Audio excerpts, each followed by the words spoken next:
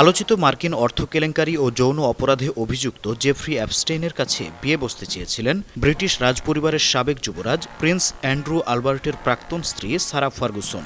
প্রকাশিত ইমেইল নথিতে দেখা যায়, Duchess of York Sarah Ferguson একাধিকবার অ্যাপস্টেইনকে বলেছিলেন ম্যারি মি। লিখেছিলেন, I am at your service, just marry me, যার অর্থ আমি আপনার সেবায় নিয়োজিত, আমাকে বিয়ে করুন।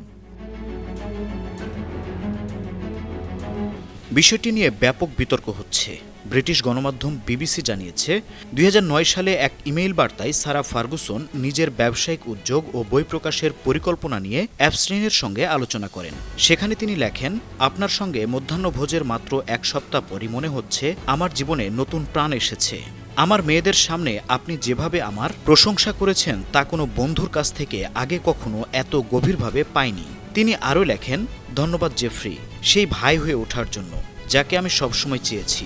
পরের বছর সারার পক্ষ থেকে অ্যাপস্টেইনকে পাঠানো আরেকটি ইমেইল ছিল বিনয় ও ভালোবাসায় ভরা। সেখানে তিনি লেখেন, আপনি একজন কিংবদন্তি, আপনার উদারতা ও দয়ার জন্য কৃতজ্ঞতা প্রকাশের ভাষা আমার জানা নেই। পরের লাইনে দুবার এক্স ব্যবহার করে তিনি যোগ করেন, আমি আপনার সেবায় নিয়োজিত, শুধু আমাকে বিয়ে করুন। আন্তর্জাতিক ডেস্ক, 52 টিভি।